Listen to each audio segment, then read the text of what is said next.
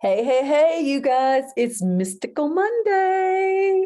It is me, Dr. Dawn, and I am here to share with you guys information that was received and downloaded to me by Spirit for the collective.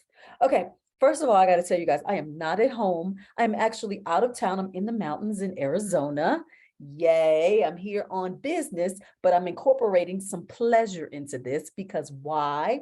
The new matrix paradigm or the new matrix grid now puts the emphasis on more relaxation and less work.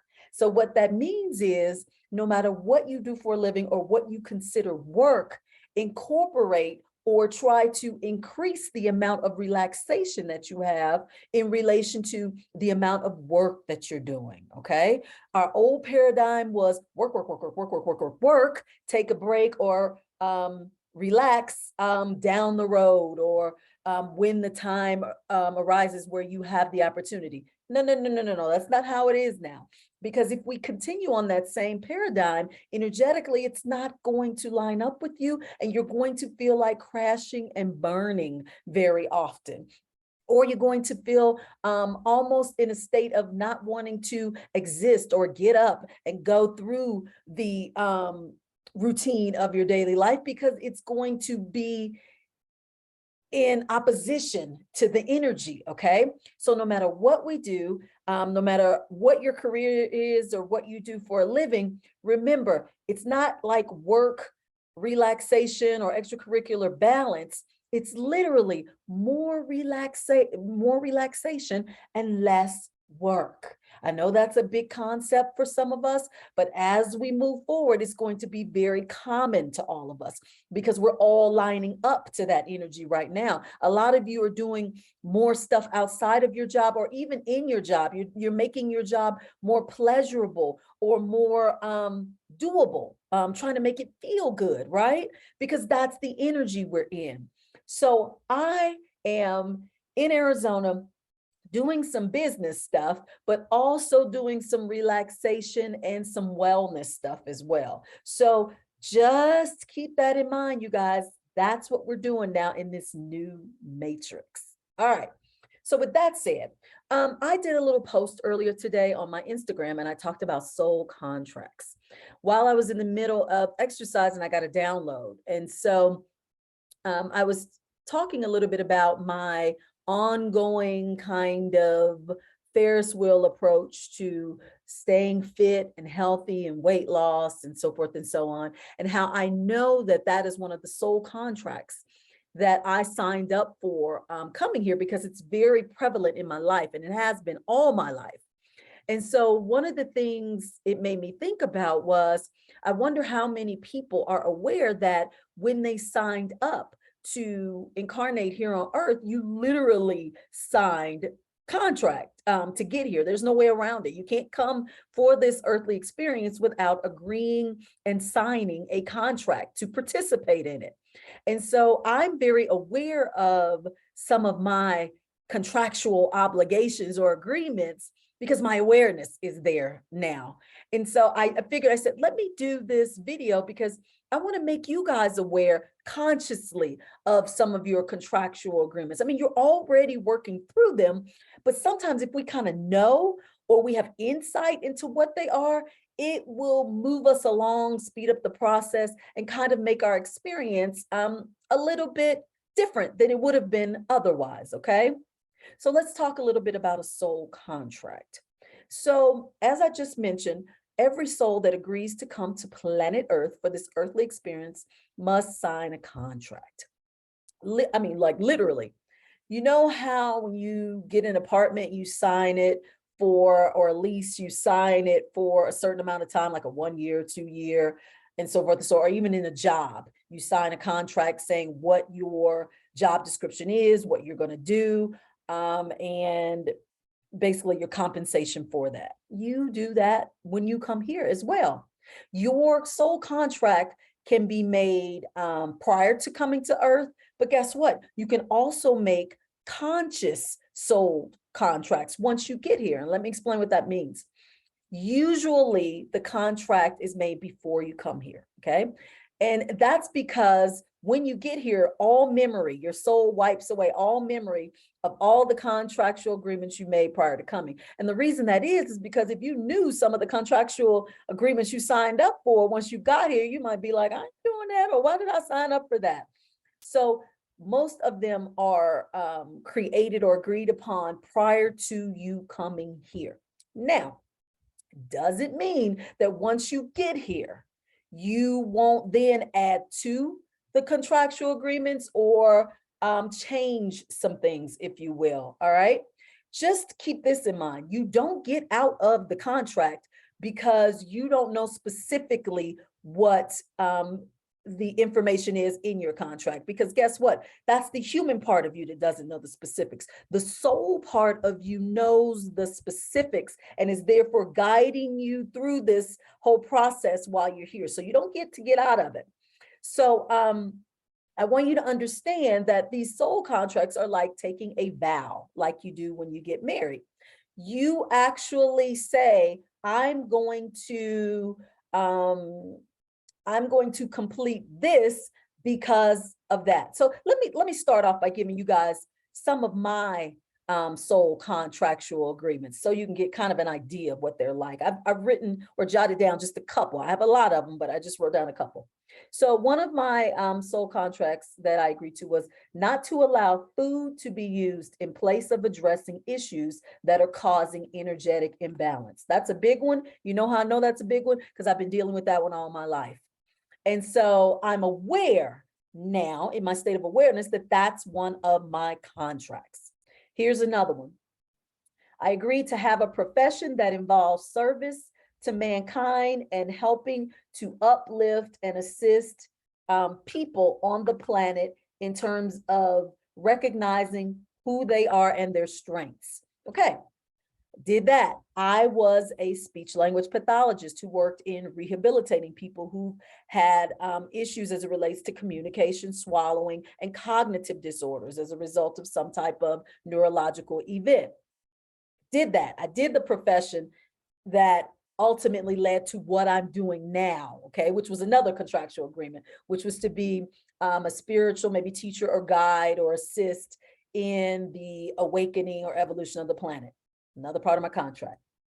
Next contractual agreement, to not let generational beliefs hinder my perceptions of relationships, specifically relationships associated with marriage. Okay, so this was a contractual agreement for me because in previous lifetimes, I was anti-marriage. I just didn't want it because in my generational framework, it didn't work out. It didn't prove to be fruitful, didn't prove to be, beneficial. So I've carried that in my soul, even in this lifetime, up until a certain point, until I got married, obviously, that marriage was not needed or beneficial, or if you did get married, it was going to result in divorce. So why do it? Like all of that. But in my contract this time, I said, nope, I'm not going to listen to that. I'm going to take the plunge. I'm going to do it. I'm going to erase what I know previously or have experienced with it. And I'm going to move forward in that and remove that fear of it not being a success. Okay. That was another contractual agreement. Here's another one. To assist and guide the collective in realizing the purpose of the earthly experience. Okay, I just kind of touched on that in the first one, which is what I'm doing right now. So I have a lot more, you guys. I just gave you 4 because I don't want to do a whole thing on me and my soul contracts, but I wanted to give you an idea of how soul contracts kind of look and how they relate to where you are in your current life. All right. And so as you are becoming aware at a conscious level of what these soul contracts are, you usually, now just based on the ones that I said, let's do the food one. If I said, I'm not going to allow food to make me obese and overweight and cause me to be bedridden like those people on TV. I'm not doing that.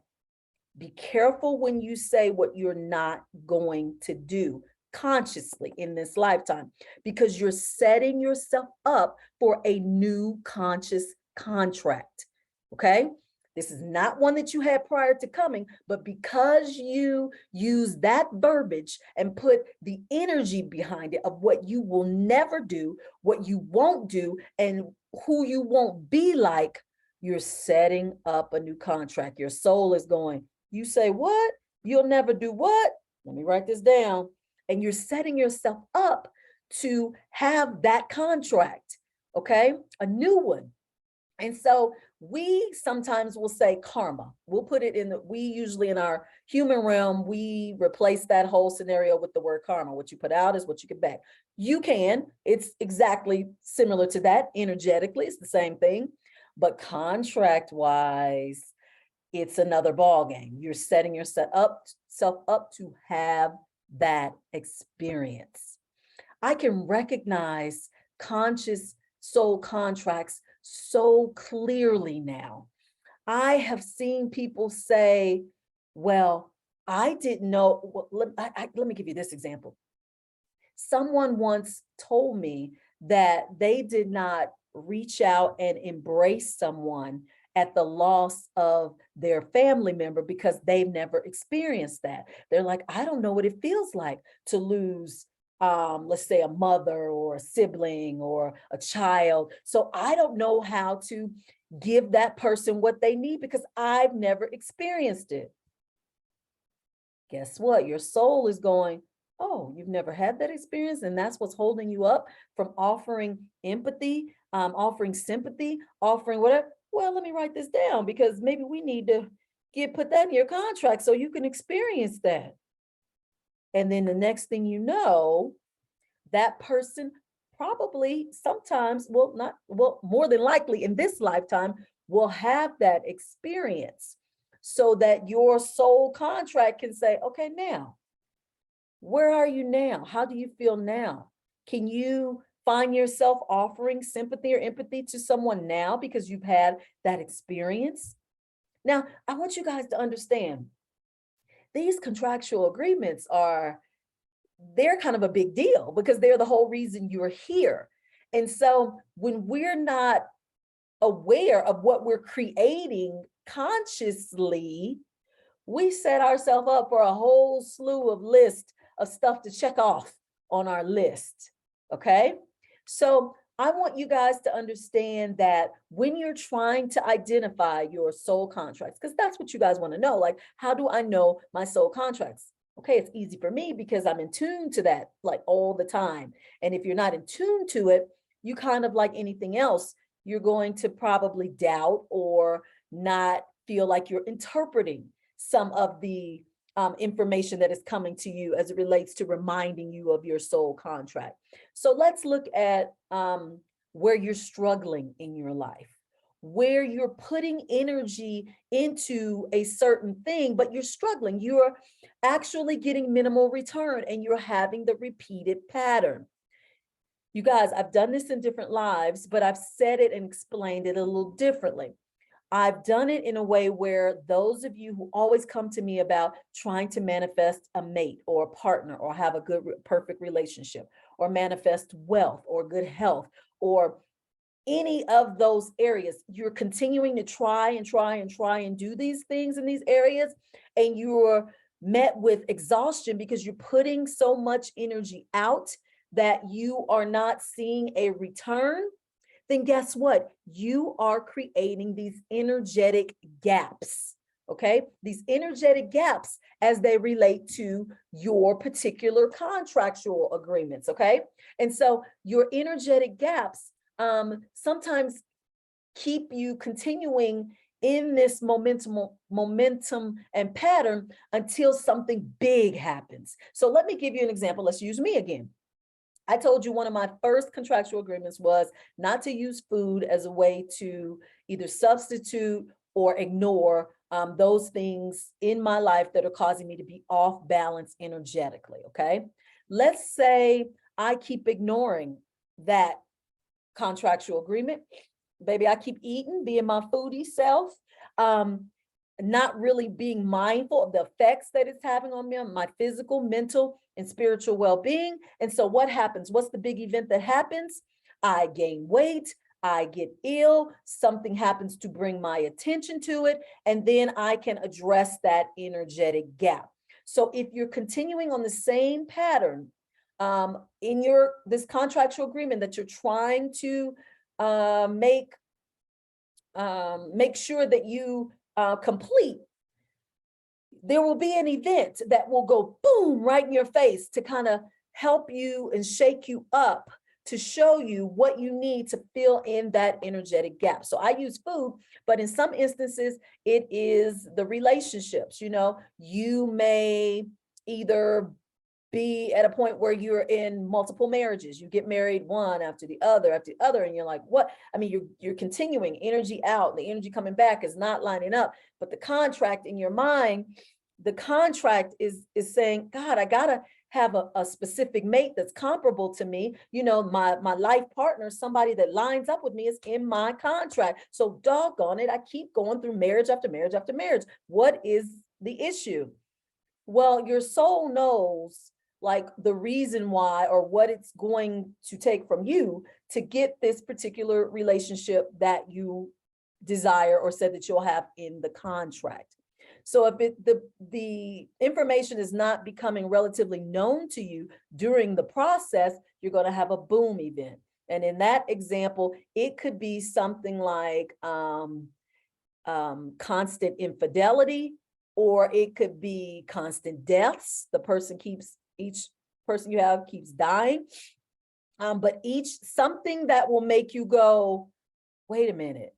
Okay, why is this what is this pattern, and why is this pattern coming about? What is this pattern showing me? Okay, so you'll keep going on and on and on, and you'll keep, kind of going at it until something big happens to draw you into the contractual agreement that you have. Okay. All right. So how many examples of contracts? Okay, let's go through some examples of contracts. We did mine, but let's do some in general. In your contract, you may state how many times you're going to get married, or if you're going to get married at all. And so I know or if you're going to have children, how many children? I know in my contract, it was stated I wasn't going to have children. I knew that from an early age. And as I got older, it started to kind of show itself and confirm itself, because I never had an interest the older I got. It just stayed pretty much like, nope, not it. So I know it's in my contract that I will not have children, because that never resonated with me. It never felt like that would be something that would happen. So I have always known, not in my contract. I mean, it was written in my contract, I will not have children this go round. Okay.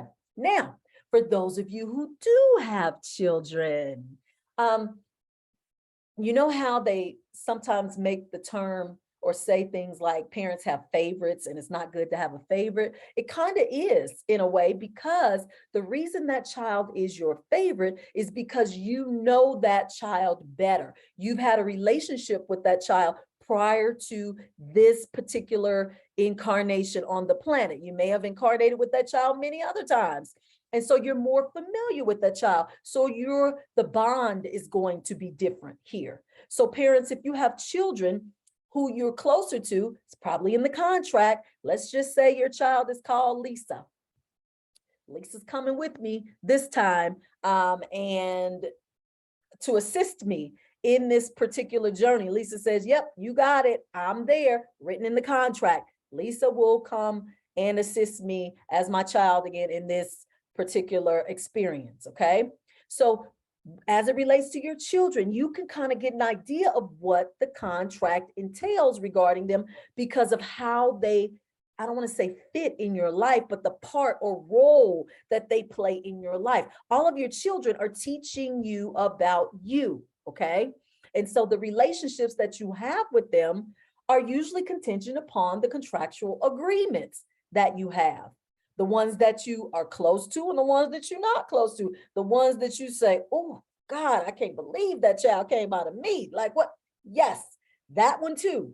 All of them are contractually obligated to be in your life and play the role that you two contractually agree for that person to play. Now, I want you guys to realize something. I want you guys to realize nobody can enter your earthly experience without a contract. Nobody, absolutely, positively, nobody. Everybody that comes into your energy field and your life, your soul goes, now, wait a minute, let me check the records. Let me look and see if you're in the contract. Because if you ain't, we don't have any reason to have you in this experience. So everybody in your experience now is in the contract, all of the beings that you experience, okay? Because every being has a part to play in your evolution and ascension, okay? I've never mentioned those two words since I started this video, but the whole point of the experience is to is for ascension, to increase your soul's evolution and awareness of who you are and your closeness to the source, which is God. It's the game. It's the whole setup and makeup. All right. So I don't want you guys to ever think, even the people who are in your earthly experience now that you can't stand, that you feel like are so detrimental to your energy and that they affect you vibrationally every which kind of way. You can't get rid of them. You're trying to figure out what they are contractually obligated to come into your life to present those sets of characteristics and awareness to you, to assist you in evolving and looking at you in your evolution, in your soul's evolution. All right. So please know that, understand that. Even the relationships y'all had, these intimate relationships where you say, "Ooh, that person wasn't no good. Ooh, she was out there. Ooh, blah, blah." Nope, all part of the contract, all part of the contract. Now, let me tell you something. In some of these relationships, you have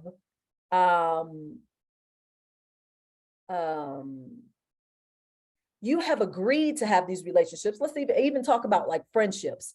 You have people that'll come into your life and you say, "Hey, hey girl, I'm going back. You want to come with me? Let's meet up there and let's do something great. I got you. Let's do it through music. Like, okay, let's be musicians, or let's write music that will help to assist the planet in upgrade. Okay, you're gonna be the producer. Okay, I'll be the singer, or you have those kind of contractual relationships as it relates to your career, as it relates to your, as I say, friendships that you have. So you know how they say people are in your life for a reason or a season or a teaching or a lesson?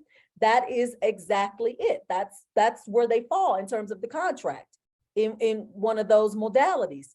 And so when you look at all of your relationships, friendships, intimate relationships, family, coworkers, look at them in terms of what is the contractual agreement that you two made prior to coming here. Okay. All right. Now, as we move along on this soul contract awareness thing, we realize that some people right now have a deeper calling.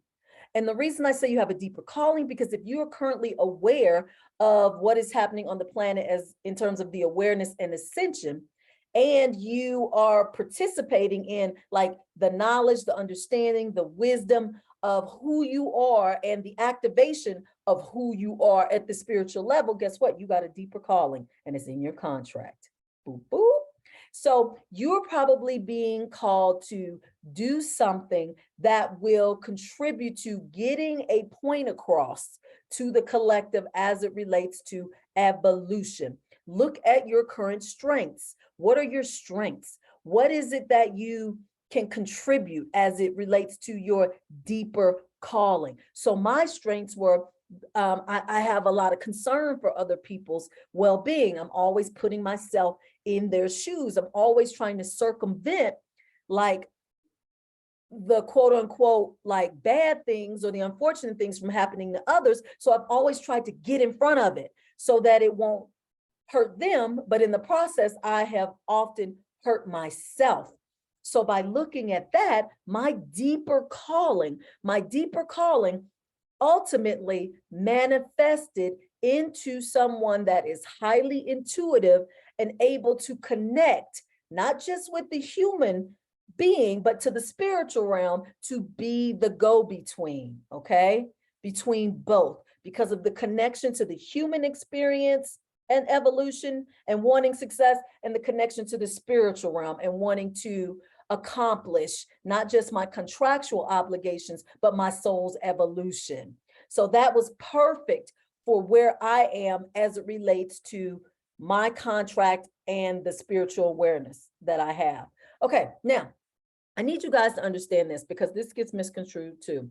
A lot of times, since we're dealing with energy, a lot of people, and we know the energy deals with discernment, and we're trying to feel our way through things now, right? We're trying to feel through what feels right. And so a lot of times people will say, oh, me and this person were just so connected. Like, I know this is my soulmate, or I know I'm supposed to like be friends with this person because we're just so connected. Guess what? The connection you feel may not mean that they're supposed to be in your life. It may mean that you have a connection to this person because you had a connection with them in a previous life. And that connection in the previous life doesn't always have to be for your highest good. For example, you may say you're connected with a friend that you've had for 15 years. Like, you guys are so connected, you are great, but now you're kind of feeling like you've outgrown each other or whatever. Guess what? You might have been great those 15 years and been so close because you spent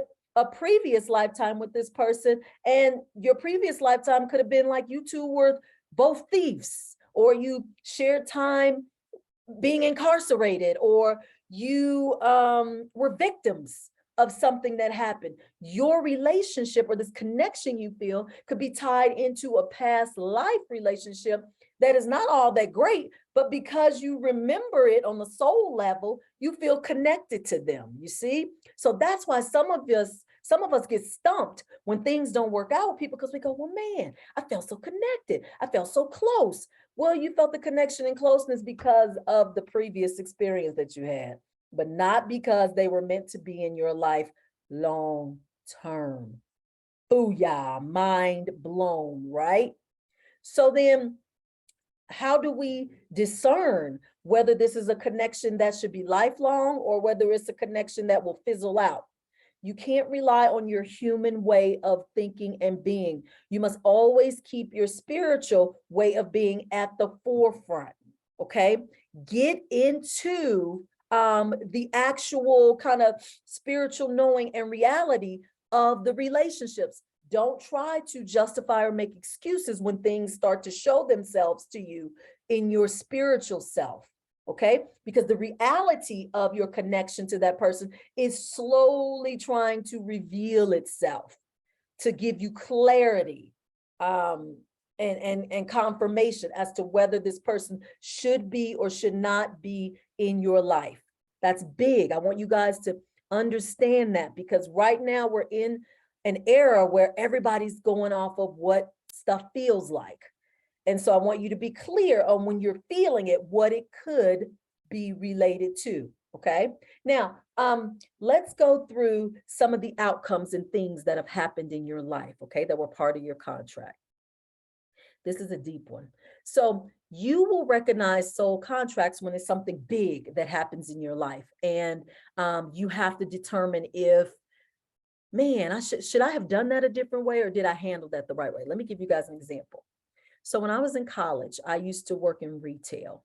And so I was about 19. Yeah, I worked in retail from the age of 16 till 19, till this incident that I'm going to tell you about. So I was 19, I was in college, and I was working, and you know how you do when you're at the register, you may have some friends that come through and you kind of like intentionally miss scanning some items, and they may have like hundreds of dollars worth of stuff and it ended up costing like $50, right? Well, I did that. Okay, I'm flawless. I'm not flawless. I'm a human, I did it. But I did it. And so it was easy. So I was like doing it for all my friends, right? Well, I got caught. Okay. And so I look at what happened when I got caught. I was like, oh my God, like I got arrested and everything. And I was like, oh my God, like how I just started college, you guys, like I was just in school. I'm like, oh my God, my life is over and blah, blah, blah. So I go to court. And so I didn't get an attorney because I'm like, I did wrong. I'm going to tell the truth. I'm going to suffer the consequences. What happens, happens. I go to court and the judge is asking me how I plead. So I said guilty.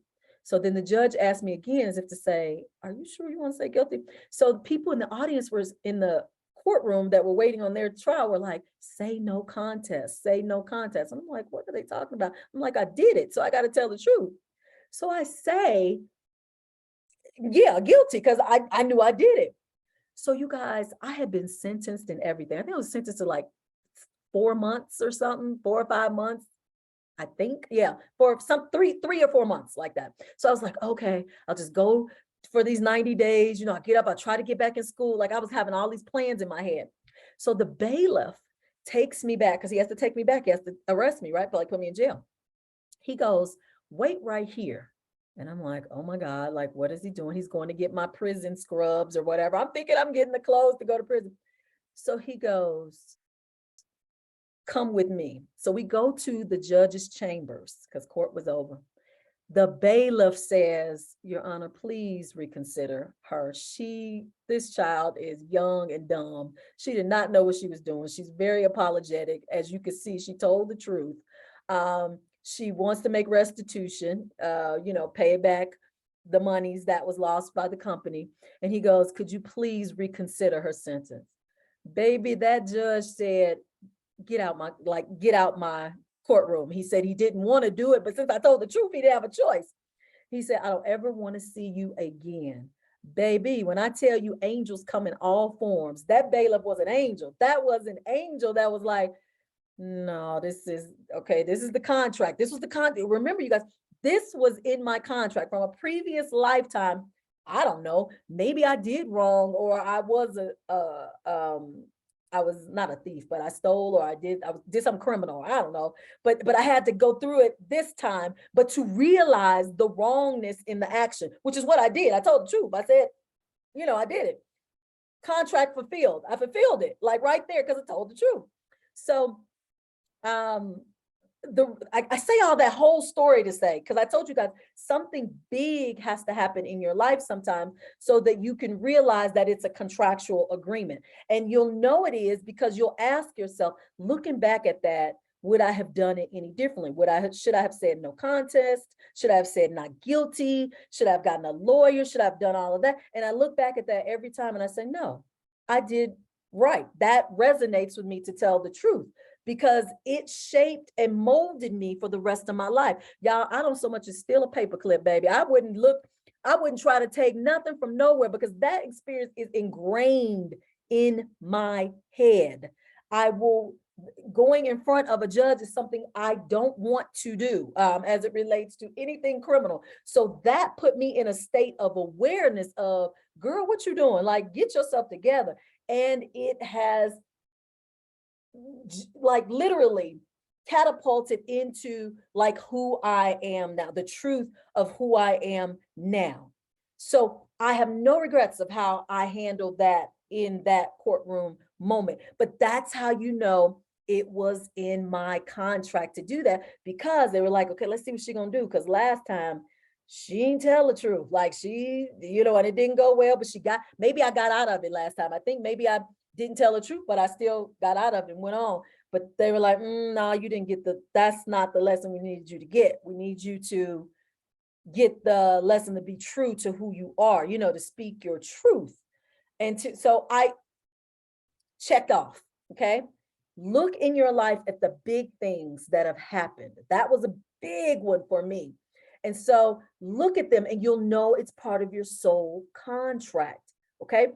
Be mindful. I can't stress you guys enough. Be mindful of saying things like, I couldn't do this because, or I would never have done this because. I could have done that in a previous life. Said, oh, I could never steal something. Oh, I could never,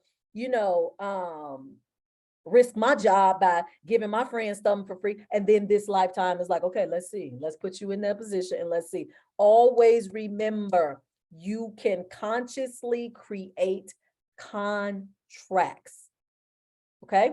Now, if you find yourself speaking more about the incident or a person than yourself or the matter, you're probably not done with that contract. So let's go back to the one I just gave you about the whole courtroom thing. Let's say I went in there going, like that company was wrong for turning me into the police. It wasn't that much stuff. It was only like $400 worth of stuff. Like, my God, like seriously, this was a huge company. They could part with $400. Like, but suppose I had that mindset, okay? And I kept putting it off on the company per se instead of myself.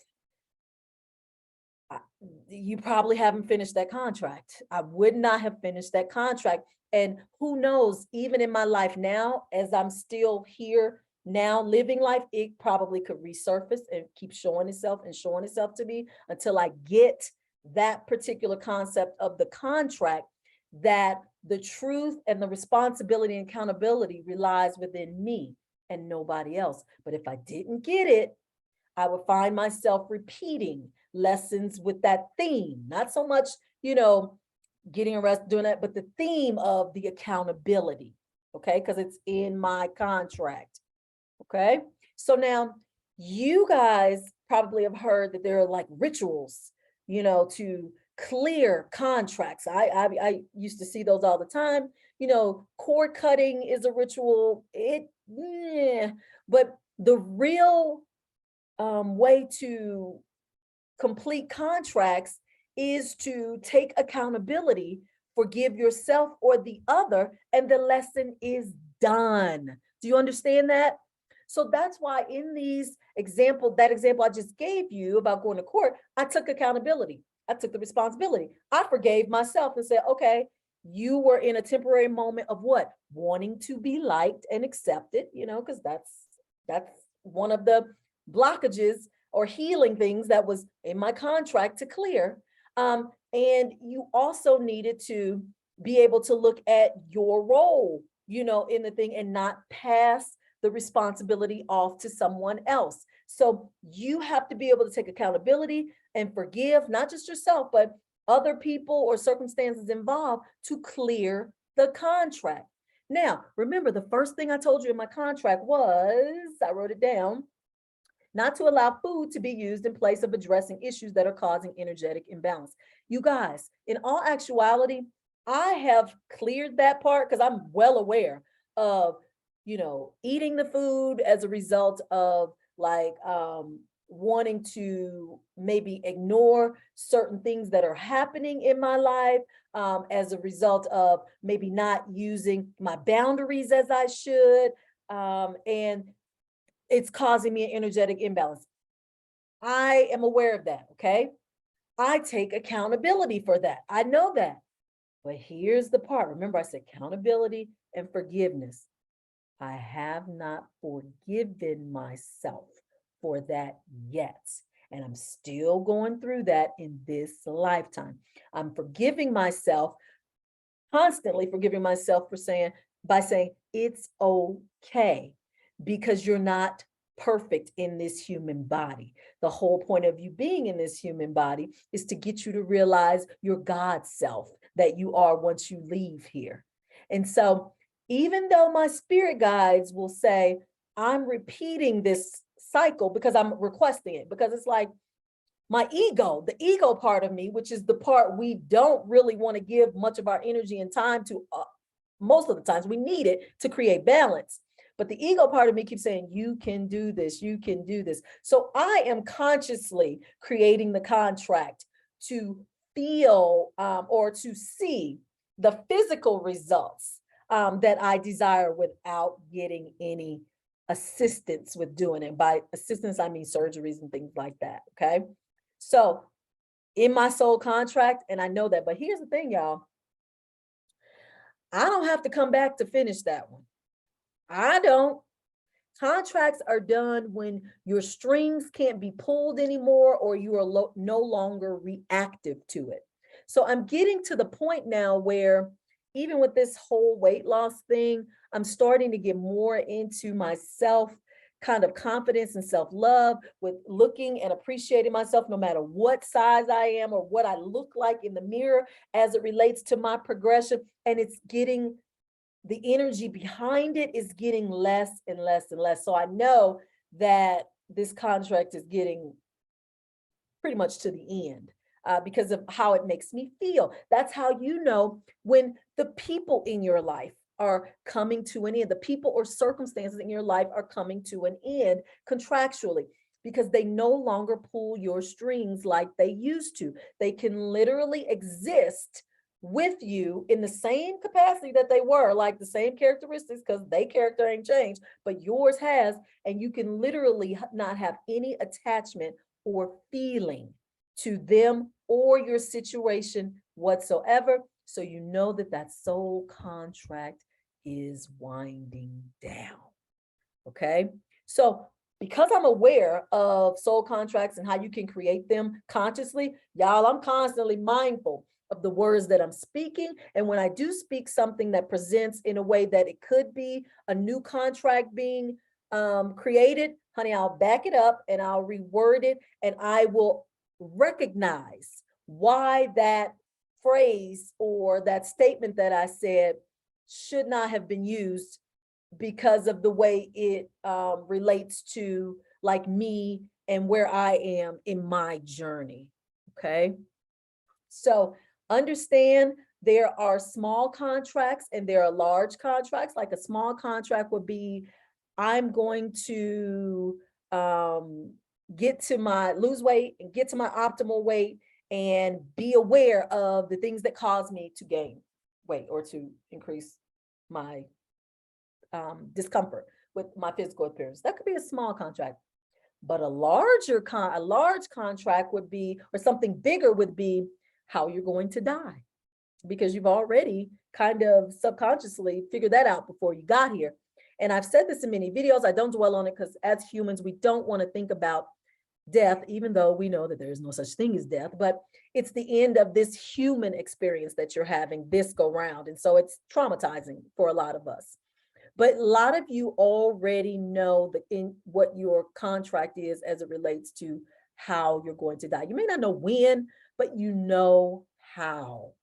And so just be aware of, the thoughts that you may get in terms of ways that you think you may leave here, because it probably is how you're going to leave here. That's a bigger contract, right? And so the one thing you may ask is, well, can we consciously change that? I believe you can. I believe you can change that. And if you do, here's the thing though, the question would be, will you have to experience your original request in another lifetime? Now that's the question that remains to be seen, but I think consciously you could change it in this lifetime. Specifically, if your death is tied to a particular moment or lesson that is going to happen as a result of you maybe going through the death process. Okay. So remember, in our conscious state of being, we can kind of alter our contracts in that, let's just say for the example I gave you guys, what's an example I gave you guys of some examples of contracts? Oh, how many times you get married, or if you get married. Let's say in your contract, it says you're going to get married 3 times. Okay, let's just say 3 times. Well, you can alter consciously like how that happens. It could be 3 times to the same person. Do you see that? Because your contract just says you're going to get married 3 times. Or it could be 3 different people over 3 different times. So you see how it's altered. It can be a different way of existing or being created in your waking conscious state of being. So our contracts are forever guiding and leading us through our soul. Our soul is leading us through our soul contracts. But just know we are constantly kind of altering them as we go as well. So a lot of people will say, I don't want my soul contracts. I want to burn them all up, or I want to, well, guess what? You're still here though. If you're here, you are here under some type of contract. So deal with it, live it, and have the experience that you came here to have. Okay. So I wanted to touch on this soul contract thing because this is big right now, because in my one-on-one sessions, I'm usually writing down you guys' soul contracts because your spirit guides are kind of giving me an insight into a lot of them. Because guess what? Your soul contracts are in the Akashic records. You can say all day long, you know, in the afterlife or once you leave here that you didn't remember it or you didn't agree to it. Yeah, it's written in the Akashic records. It's all written down, baby. Your agreement and participation and everything you were going to do, it's all written in the books.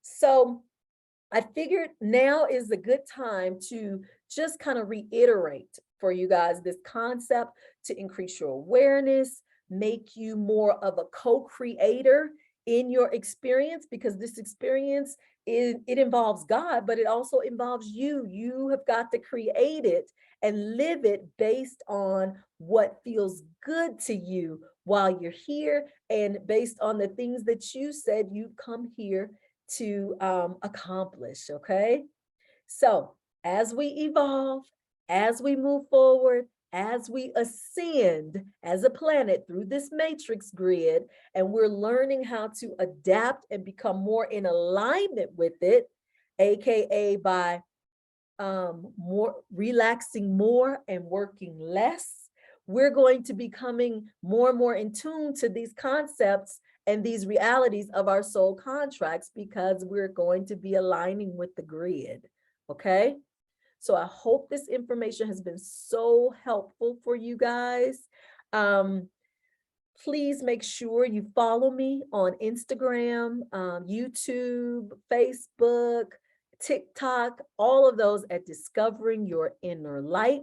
I am putting a pause on my one-on-one sessions effective December 1st, because I have a lot of things that I want to try to do in the next month or two. And so I kind of got to pull back somewhere. So I pull back on my one-on-one sessions, but I will be seeing people through this month of November till the end of the month. And if you follow me on those social media platforms, you will always be aware of when I'm going to resume these one-on-one sessions. I'm also going to be possibly in the new year adding some new courses that will assist in this ascension process. I'm trying not to get really too much into like courses or classes and all of that, because you guys, I really feel like the ascension process is a natural process. We all have spirit guides that are guiding and teaching us individually. And I always feel like to step in my human self and assist you with teaching and guiding you is not a step on their toes, but is sometimes creating a level of attachment and dependence on me and not your connection to your spirit guides. So that's why I don't offer a lot of classes and a lot of different things, you know, where it's me, teaching you, because that's not the energy I want to convey to you guys. And I think collectively, as the grid changes, it's going to be the energy all the way around, to be more dependent on ourselves and not other human beings who are having their experience as well. Okay, so if you guys enjoyed this video, please give it a thumbs up. Let me hear from you. Give me some comments. Give me some questions right down below. And you guys, please, please, please share this video if it resonated with you, so that we can get this algorithm to connect with the collective, and for those, increase the visibility to those who need to see this at this time, okay? All right, I'm Dr. Dawn. You guys take care, be good, and keep evolving. Well, you have no choice but to. See you next time.